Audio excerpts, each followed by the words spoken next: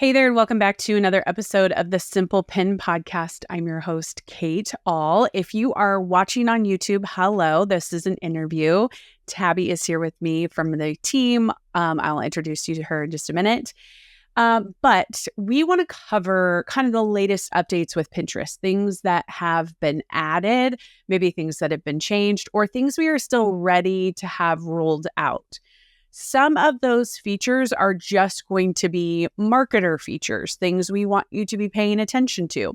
Some of them are going to be personal use features, meaning they're really just for the average pinner. It's not something that you need to pay attention to when it comes to your Pinterest marketing. It's not going to make you better. So sometimes we give those distinguishers because we want you to spend time on one, but not on the other. However, we do want you to be aware of it so you know that your end user, who is the consumer of Pinterest, might actually be using these features.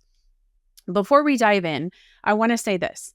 If you've been listening to the podcast for a while, or maybe you are new here, or if you've been just watching us on the YouTube channel, you're just getting to know Simple Pin Media.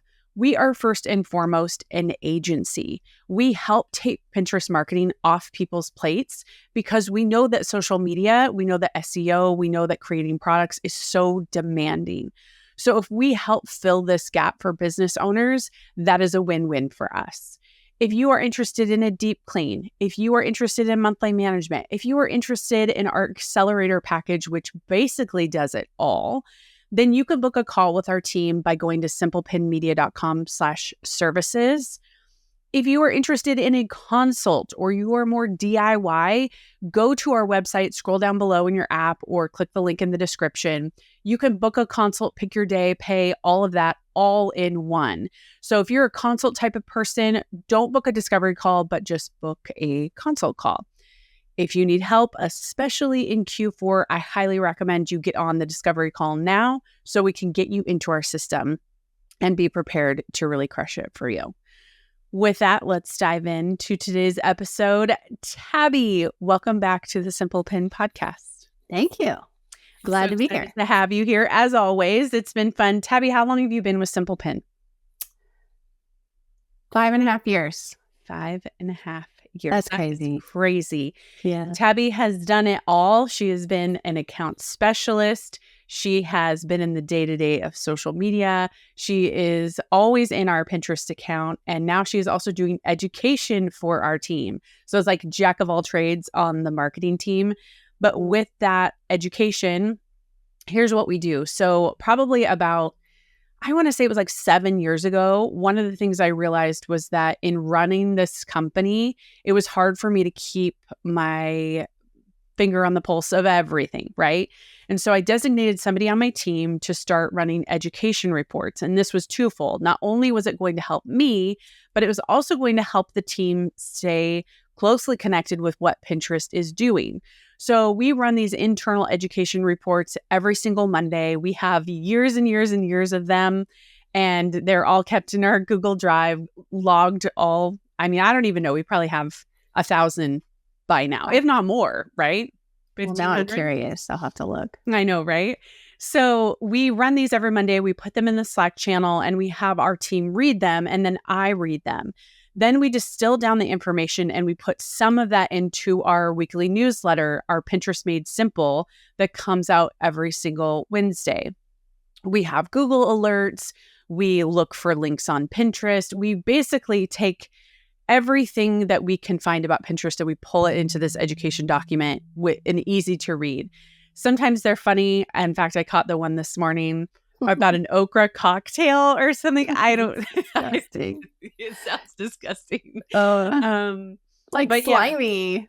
Yeah, totally. And okra in itself is just not for me. And we do this too with the trends. We want to see where Pinterest is going because we want to match up. If we have a client that is wanting to crush it with cocktails and go down the road of okra cocktails, this helps our account specialists be in the know of what's happening to be able to suggest in the monthly reports to our client, like, hey, here's some keyword ideas or here's some topics of where Pinterest is going. Now, those don't always translate. I don't know how many okra cocktails we're going to see showing up at bars in the next 6 months. I think it's actually supposed to be like a health elixir thing, like a healthy. Oh, okay. thing. All I saw was you guys talking about it. So okra cocktail, but it's a health thing. That sounds even worse. Yes. Oh, yes. Like, but hold your nose. We do things. We do things for health. Yes, we certainly do. And that actually could be something that would take off like late December, early January. Yeah. So paying attention to those types of things for our clients so that if they're in the health and wellness space, they know what's happening. So all that to be said, we want to cover some big things that have happened in this first half of 2024. Some of these things, like I said, apply to you as a marketer. Some don't. We'll give the distinguisher with that. There's kind of two places we want to call out, and we'll put these links below in the description or your podcast app. One is where to find the news. Pinterest has a thing called Newsroom, and that is newsroom.pinterest.com. You can go there anytime. You can see anything that is updated, right? This is where we're pulling some of this from. And then they have a creators blog that they have done. They've started, but it's not fully launched, right? So they're still building it to be able to give creators information. And let's actually start there. So one of the cool things that Tabby and I had the opportunity to do, well, the person I was talking to didn't know that Tabby was there, but she was there lurking in the background. But we met with, there was a big rumor in the springtime about links going away on Pinterest. And it was this huge hullabaloo where people are like, links are going to be gone in December. This Pinterest rep told so-and-so, and they don't care about creators, all these kinds of things. I'm going to add a quick sidebar to this. Pinterest will often reach out to you as a business owner. It's a Pinterest ad rep. And when they reach out to you, what they're trying to do is connect with you to see if you want to spend ad dollars on their platform. It's their sales funnel. Completely appropriate, completely legit. But people get really excited when they go to meet with Pinterest ad reps because they feel like they can kind of pump them for information, like they're going to get something from them. Mm-hmm. What usually ends up happening is they're speaking different languages. So the creator that they've met with might be more organic minded, meaning they're not going to pay. And the Pinterest ad rep is paid minded. So when the two come together and they talk, they just completely miscommunicate. Mm-hmm. I don't even think that the Pinterest ads reps even know organic marketing on Pinterest. Yeah. Yes, that's great. And really, they don't have to. Mm-hmm. That's really an important thing to call out, is that their job is to be solely focused on paid and how they can like bring people into their paid ecosystem, which is fantastic, right? Like that's what they should be doing. So then when you get somebody who doesn't really know about organic, is confused about how it works, matched with somebody who is deep in organic, they love it, and that's all they're going to do, they're never going to pay. There's just a disconnect. So now back to the story, which is this Pinterest ad rep said something about links. And I think what it had to do with was something within ads where links were going to be difficult to add to a paid ad if you had a bunch of display ads on your website. And the whole reason being is that Pinterest was saying, we want the user to have a good experience. So if we approve an ad, they get there and it's just slammed with all these display ads, we are going to either stop that ad or disapprove it. Which honestly, if you're putting money behind a paid ad, you want one call to action, and that's what they're trying to get you to go towards. So this person heard links aren't going to be allowed. They're going to be gone in December. Again, they're speaking different languages. So we had this, I took to LinkedIn. I'm not generally, I don't think it was snarky. Maybe it was a little bit sassy, I don't know what the term would be, but I know there was a lot of, like, even a friend who's worked for Simple Pin before was like, did Kate write this? This doesn't seem like her.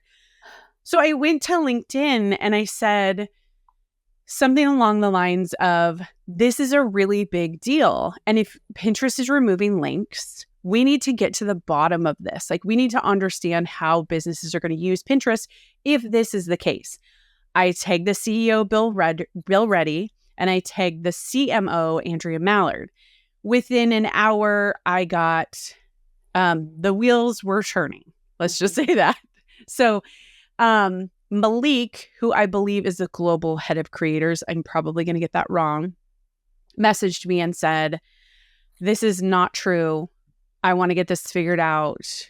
Let's either set up a call, or I'm going to set up a call between you and Sarah. Sarah's delightful. I forget her title. Tabby's probably looking it up right now. I'm not. Okay.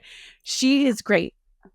So I think she's like VP of like creators. Connecting with creators or something like that. So yes. And Malik and Sarah both came from YouTube and had extensive experience with building up the YouTube creators program. So Sarah DM'd me and said, let's get on a call. Let's talk about this. I feel like there could be forward movement between you guys and creators. So the new part of this is that we've never really been able to get this close to the leadership at Pinterest.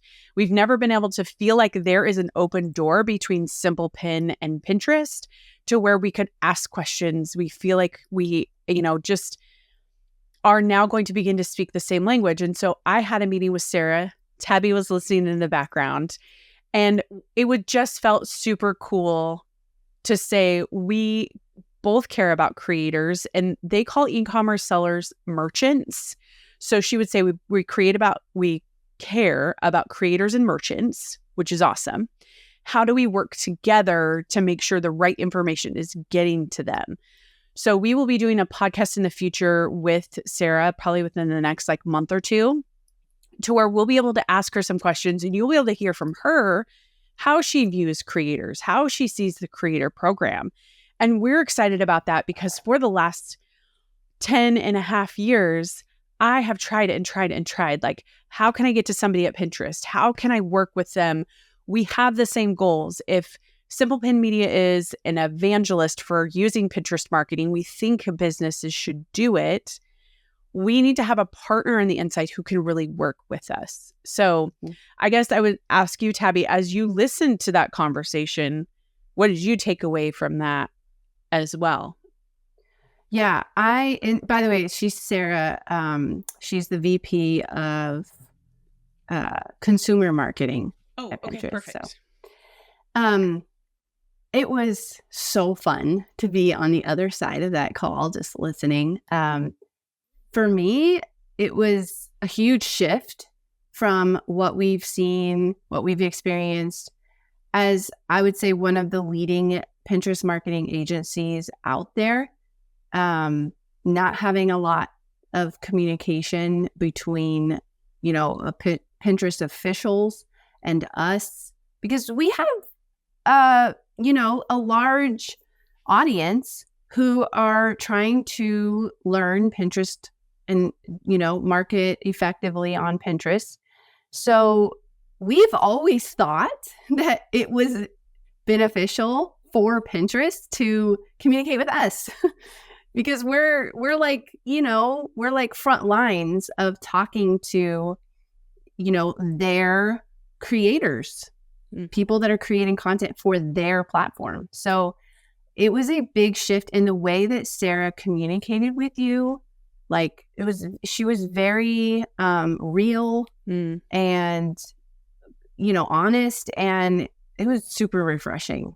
Yeah, 100% agree with that. And I think because of my past experiences, I went into the call kind of holding my expectations close, thinking this is probably going to be another call where we're just not speaking the same language. And I was actually able to tell her that, to say, it feels like Pinterest is speaking a different language than creators are speaking, or they have different types of goals. And she was like, can you give me some examples? So that's what I did over subsequent emails in the week. And one thing was interesting is they internally call content creators content suppliers. And I said to her, this is a great example of, I would never use that language internally, even in my company. And I know people wouldn't use that language as a creator. They wouldn't call themselves a content supplier. It makes sense from their end because creators are supplying content to the platform. But I just love that they're just so open. And she is somebody else that I've been working with who actually knew about Simple Pin on the ad side. And we are also working together as well. So that is a forward movement, progress, great things. We're so excited to bring whatever we can to you, whatever information. And we want to make sure that you're getting the right information, because especially this rumor that this all started with took off like wildfire. It was like a bomb went off and people are like, what? And I don't often get caught up in that, but I think because it was like we had clients emailing us. Mm-hmm. Like, and I would say, like, you were talking earlier about being sassy or whatever. We don't almost always, we don't like believe that rumor right away. We're always like, that sounds weird. That sounds dramatic. So it's most often not going to be what you think it is. And your post on LinkedIn was more so like trying to get their attention because it was spreading like wildfire. Like I mean, we've seen a lot of rumors, being who we are, but this one was like, it was literally like a wildfire, like just taking off. Mm-hmm. It's true. And it freaked a lot of people out about the validity of the platform in the future. And I think that's the difference between the other rumors that we've heard before, is you didn't see this jeopardizing of people using the platform or not using the platform. And that's how this felt. And I will say, I am on LinkedIn. I like LinkedIn. I think it's such a great way to get closer to the executives at Pinterest. You can follow them. You can see what Bill Reddy is posting. You can comment on his posts.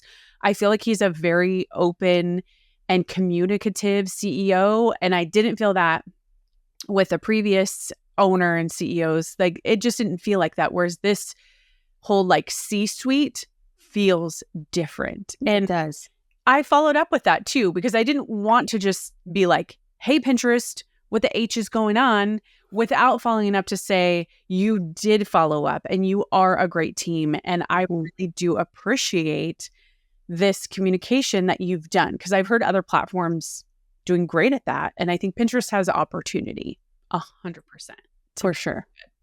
So. And one of the things that Sarah mentioned in that call was something that it's another tool of how they're trying to communicate better with creators or people like us who talk to the creators. And that was the blog that was mentioned, that Kate mentioned earlier.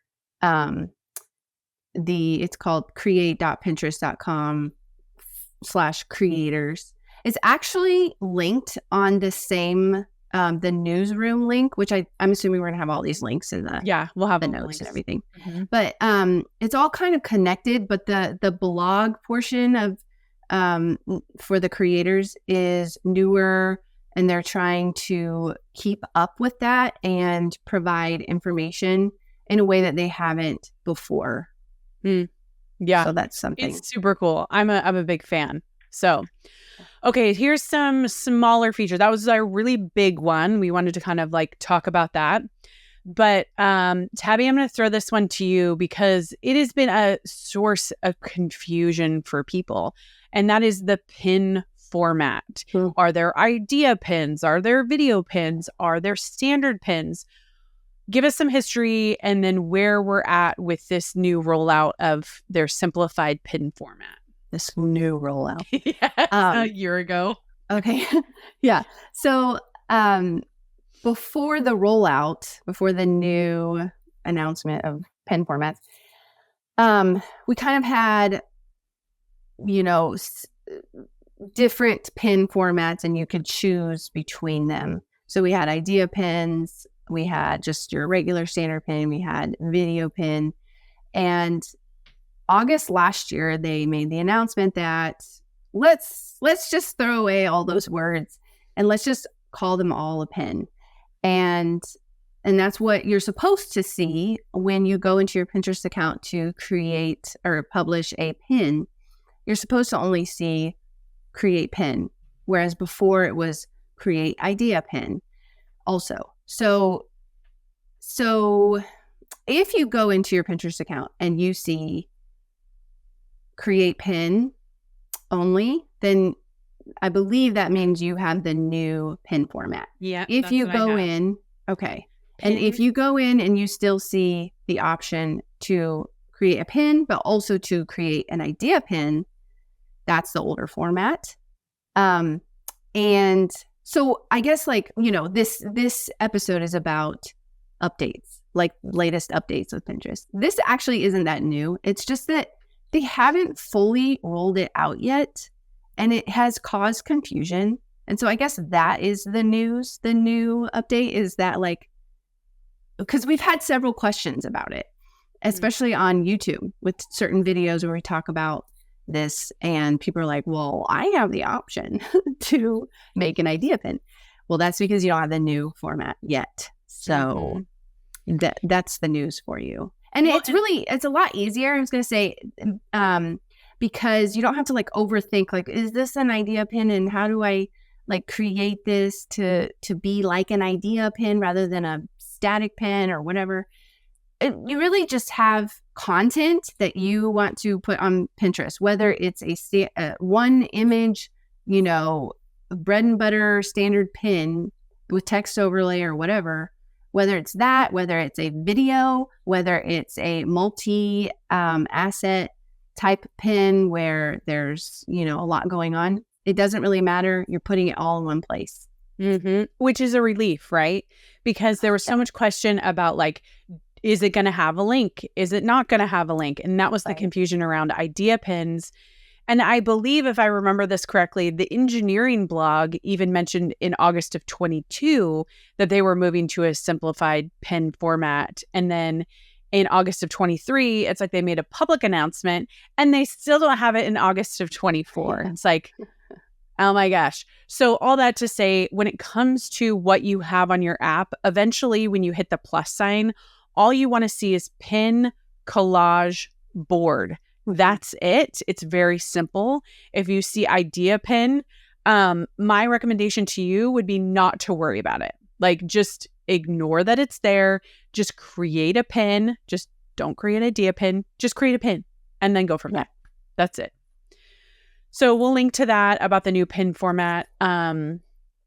AI tools. So this was something that I know is still being rolled out. And when I remember it was kind of this conversation around it, it was a lot for merchants, e-commerce sellers who had products that needed to create lifestyle images. Let's say they had a chair and they just had a standalone picture of this particular chair, and they couldn't yet afford photography or didn't have the time to do photography that put this chair in a living room that was completely styled. This new AI tool, from what I understand, allows the background to be added. Tell us a little more about that, Tabby. Yes. So it's not fully rolled out yet. So I'm still learning this new feature, but it sounds like they're going to roll it out just because they had an announcement saying that they basically are having kind of a workshop with a few brands trying it out. So, and I'm assuming since they made the announcement of that they're feeling pretty good about it. So what it is I think it's most advantageous for product sellers. Like Kate said, where you have your product, but maybe not necessarily styled, either on a person or in a room or something like that. And so what this new AI tool can do is basically generate the styling around the product. So I would think it would be, if it works, it would be great for the product sellers who are not at capacity or don't have the capacity to, do the whole photography of their products and styling and all of that. So, I think it would, if it works out the way I think it's supposed to, and again, we'll have this link in the notes, but the way I think it's supposed to work, it sounds like it would be really nice to be able to just take your product and there it is in a background, nice and styled, because we know that when a product is styled in an image, it gives the user, the pinner, an idea of inspiration, I guess, of maybe what that product could look like in their own life. Mm-hmm. So that's why it would be advantageous for you as a product seller to maybe use this AI tool. And we should mention, the way that it's advertised on Pinterest is, we don't know if this is just going to be an ad tool. So right now we think this will just be for those who are running ads. Yes. That if you're going to run an ad on that chair, they give you the ability to create a different background. So the link we're going to share with you is talking about like their Pinterest ad labs and how this is like an innovation program that they're trying to test with new types of creatives, which I think kind of brings us to a little bit of a sidebar here, is that Pinterest is very ad focused. And I know in this podcast, we talk a lot about organic ways that we do things, or non-paid ways is probably a better way to describe it on Pinterest. But know that Pinterest they want to be a different type of ad platform than Facebook, than Instagram, because their ads they look like they're infused within the other pins that are there. They can live forever. You can turn them on and off. There's a lot of things that are different about ads.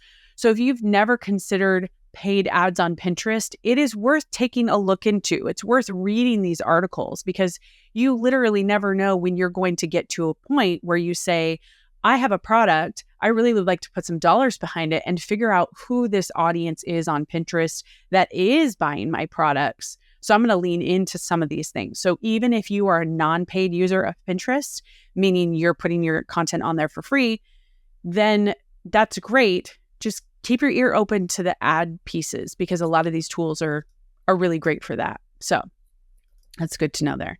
That was a good call out, Kate. Thank you. Thank you. Okay.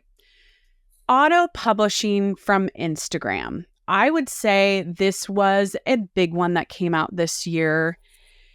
We've toyed around with it in the past. It's been very clunky. I will say I'm going to give you my opinion of this auto publish, and then I'm going to tell you what it is. So we're going to go in like reverse order, right? I would say anytime you're cross promoting from different platforms, you need to be cognizant of how your content is being received. Whether you are sending people from a pin to YouTube, from a pin to Instagram, what is that user experience like? So I don't love it. I think we've experimented before going to YouTube. I think that's actually easier than Instagram, because I don't know how many people, a lot of people have Instagram, right? But I just think that's a little bit more clunky. That's, again, I'm giving you my opinion. So here's how it works. Essentially, well, actually, I'm going to toss it to you, Tabby, to give the details of how it works. I'll kind of give the feedback of what Sarah told us, about it. So nitty gritty wise, how does it work? So you are connecting your Instagram and your Pinterest, and you're allowing Instagram to post what is posted over there over onto your Pinterest account. You would do that in your settings. If you especially on desktop, if you're looking, check in your settings. You should be able to find, I forget where it is now, but it's fairly easy to find. It's like under claimed accounts or somewhere around there. But anyway, so once you set that up, you can, the things that you post on Instagram goes to your Pinterest account. And we got this question recently. Somebody asked if they can select certain post that you put on Instagram. And oh yeah, instead of auto, because you turn it on, it just automatically does it. Right. And so you don't have that option. You can't say, I only want this post to go to my Pinterest account. So, and that's a bummer, I think, because not everything that you put on, especially as a business owner, not everything that you put on Instagram is going to communicate well on Pinterest. Mm-hmm. And okay, so yes, it is in claimed accounts, and you select a destination to auto publish pins. Ours is set to profile. Or you can select a particular board. Here's where I think it's let me say first what Sarah told us and why she at Pinterest is excited about it. We know that there's a lot of people, especially Gen Z, who have started creating a business or an influencer platform using Instagram. That has been, they don't have a website. That's really been their main platform to showcase who they are and what they do. And so this gives an opportunity to be able to share that to Pinterest to create another platform, right? If creating a website is not an option, let's just get them to your Instagram as your home base. And so that is a good idea for those people who either they don't know if they want to go into business, they maybe want to just have Instagram be their place where they're doing sponsorships, things like that. I think that's awesome. But first and foremost, if you are a business owner with a website, 10 out of 10 times, I want you to go to your website. Mm-hmm. You can add extra if you want to, sending them to your Instagram with a certain type of content.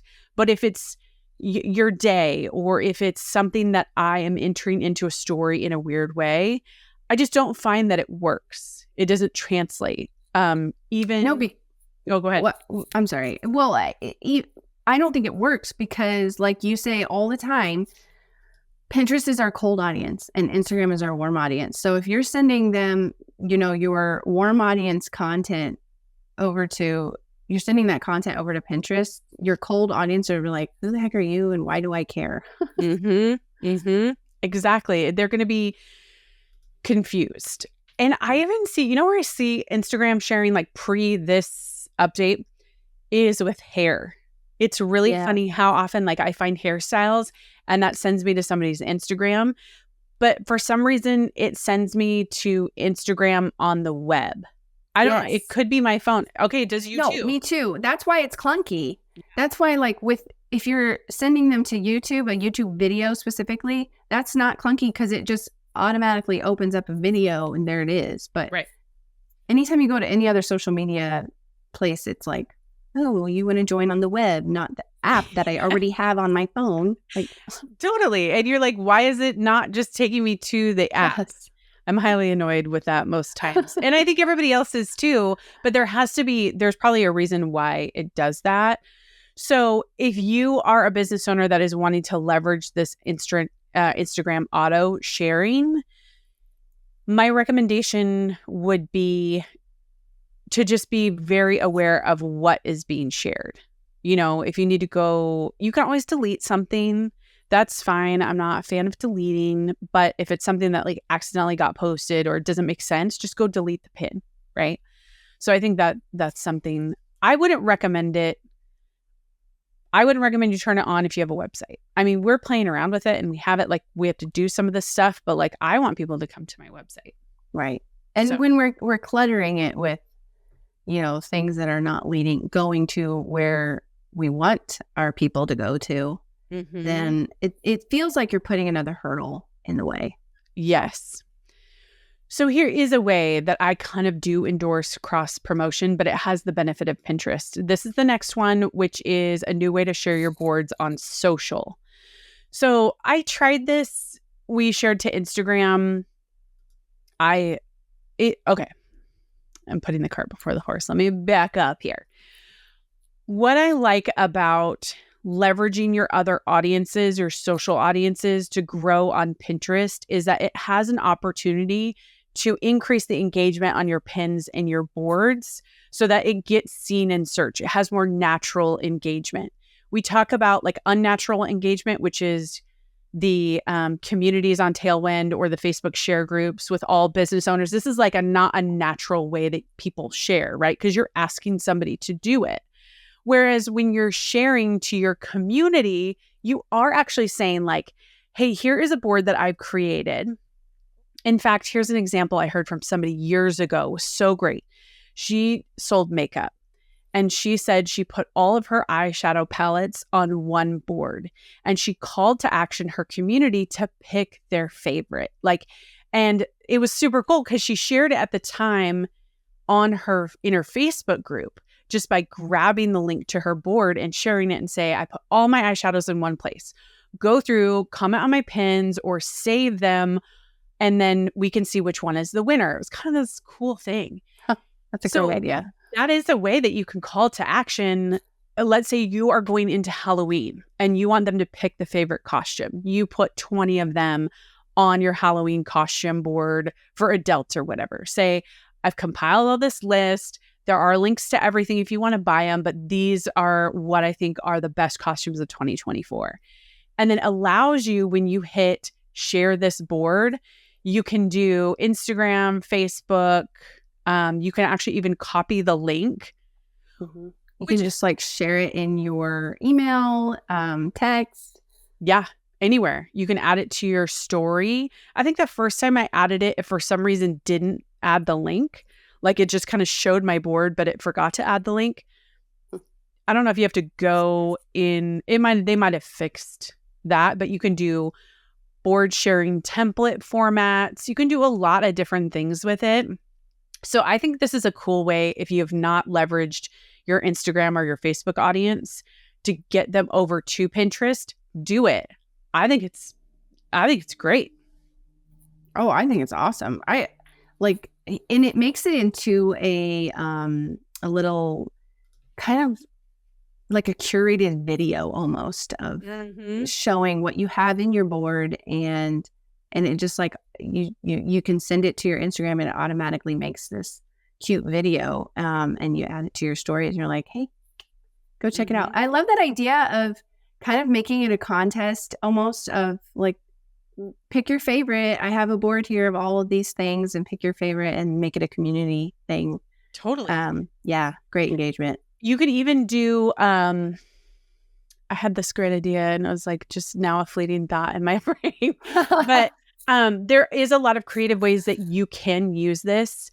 And I love that it's an engagement builder. I love that you can use it in a way to just call to action all of the people in your community. Oh, here's what it was. Don't just post it once. And especially if you're doing something for Halloween, right? Like, we're recording this at the end of August. You're listening to this mid-September. If you have something that's Halloween, once a week, I want you sharing to Instagram. I want you calling to action. Once a week, if you have an email, I want you to put a selected board in that email. Once a week in your Facebook, like, just leverage it in a way, because you think you're annoying because you're like, well, I know I just shared this board 8 times. But I would consider myself like an average social media user. I'm maybe a little bit addicted to Instagram, where I have to like set one day of the week where I can't look at it. But I miss a lot of things. I'm sure there's people that post things, and remember, stories are 24 hours. So it's there and it's gone. So once a week, maybe it's every Sunday, next week it's Monday next. Don't overthink it, but just put it in your calendar like, okay, share my Pinterest board. And again, don't just share it, but give them a reason why you're sharing it. If you know you have your best recipes, or you know you have your best gifts for teens for 2024, that's what you want to share. And so all throughout Q4, keep it up. Like, people on Pinterest are shopping. If that is the call to action that you want them to have, awesome, because they're ready and they're in the mode of gift buying. Like, there's so many creative things that you could do with this. So I would say we have one more update, but I would say out of like all these updates so far, meeting with Pinterest and doing this is that's the best, right? I don't really care if you don't turn on Instagram sharing. I could care less, right? Like, if you don't leverage the AI background with your ads, doesn't matter, right? Like, use this. This is your one takeaway of updates that we should use. Also, Tabby, with the board thing, this brings me to this, and I can't find the link to where we'll find it for you after the recording, so it'll definitely be. But there was this whole thing about like updating your board covers, and people were like super freaking out about it. And they were like, oh my gosh, you can update your board covers. It's so easy. In fact, I'm going to open my Pinterest account as we're talking right now. And I believe you go to your boards and then you click on it, and you will see these new series of ideas at the bottom. It says organize, create, more ideas, collage, and then you hit see more, and you can create sections and invites. And I think you can hit the plus button and you can create a board cover. I don't have a lot of feelings, but I have feelings on board covers, but I'm not seeing You mean it's not called board cover, actually. You mean it's not. the thing, I forget what it's called, but it's like when it's after you click into the board and all of a sudden now there's a picture at the top. Yes, totally. And you So can change that picture. yes. So it's Edit new. board, edit board and header image. It's now called a header image. Yes, there it is. Okay. So yeah, that's really not, I forgot about that. And I haven't seen any like announcements from Pinterest about it. I haven't either. Just another creator's announcement. Peg Fitzpatrick, she posted on Threads about it and how to do it. And I was like, okay. So I don't think it's that important, really. It's not like your board cover where, that's what everybody sees when they do come to your profile and look at your boards. Mm-hmm. It's the image you see when you click into the board at the top, and it's just an image. I don't know. It's true. I'm curious. I'm on my desktop and I'm on my phone. And phone, it just looks like a header image, and actually, it's not even there on desktop. Oh, it's not. Okay. No, it doesn't. No header image really comes up at all. It just says, "Oh yeah, actually, here's what's funny." Real time. On my phone, I cannot create an idea pin. I can create one on desktop. It says pin idea pin. Again, ignore that. I was actually going to say, back when we were talking about that's another thing. We have like this tutorial video that we do on YouTube, and it's not uncommon to get a question about like, well, I don't have that option, or I have this option, and they're either on mobile or they're on desktop, or they have the new format, or they don't have they have the old format. And so it's like, I don't think you need to worry about it. Really, you just don't need to worry about it. Just create a pin. It doesn't matter how you're making it. You're creating a video, you're creating static, great. Just make it. It doesn't matter. Don't overthink it. That's what I want to tell people, because it's going to look different on desktop versus mobile. You might have the new format on mobile, but not on desktop. So, yep. And this whole, I would say board header is, you have to remember that there's people who love their Pinterest account, who use it personally. There's people who want to organize it. Any feature that you see when you hit the plus inside your board, as far as organize, take notes, any of those are Pinterest user tools to make their experience using the platform that much better, but they don't really help you as a marketer. A header for your board doesn't help you. And I would even argue, you could do board covers, doesn't really help you, right? It looks pretty, but it's not like a deal breaker. I would never tell a new person to spend hours on creating it. So same, not that big of a deal. So, okay, last thing is just something we want to mention because it came out this year. And Erin, our ads director, did this. It's the Pinterest buyer certification. So I think this is a way, as we lead into the rest of the year and even next year, for Pinterest to identify who is doing ads, what agencies are doing ads. And what we have found is anybody who's doing ads, and maybe if you are an agency owner or if you're a VA or whatever, if you're running ads for somebody else, it is important for you to take this. It's important for you to be proficient at spending other people's money, because that's essentially what you're doing. And so when you take this, it checks your education against what Pinterest is doing. And that's something, if you have a Pinterest ad rep or you've burned through 20 of them, like most people, then this is another way that you can get just more educated. So we'll put a link to that too as well. You get this gold seal that says you're a Pinterest media buyer. I don't know if it really means much, but I think I put it on LinkedIn. It integrated. Erin put hers on LinkedIn. It integrated as well. So if you're leaning into advertising on Pinterest on behalf of other people, this is just a great update for you. So I think it's great. I do too. I think the checks and balances are always good. Yeah. I mean, it definitely shows street cred. I didn't take it. Erin took it. And she said it was pretty tough. Like it wasn't just super easy. Like you could like breeze through. We also have like the Pinterest Academy and things like that. Like it's not as easy as you would think. Which I would say, I have to say about the Academy, I'm in there quite a bit, and they've changed it a lot since they started it. And it is also very ads centric. Yes. And when it started, it was much more like beginners, organic marketing type stuff. And I wish they kept more of that, but I know it's true. Yeah. So just keep that in mind if you do decide to go to the Pinterest Academy. A lot of it is ad centric. Yeah. Sift through that. But you can get a lot of information, even figuring out where they're going with ads. Look a lot of their teaching on creatives. I mean, that is huge takeaways with like how you do a call to action, how you design your pins. There's so many good things that I think can be added into your non-paid marketing on Pinterest that I think is super relevant.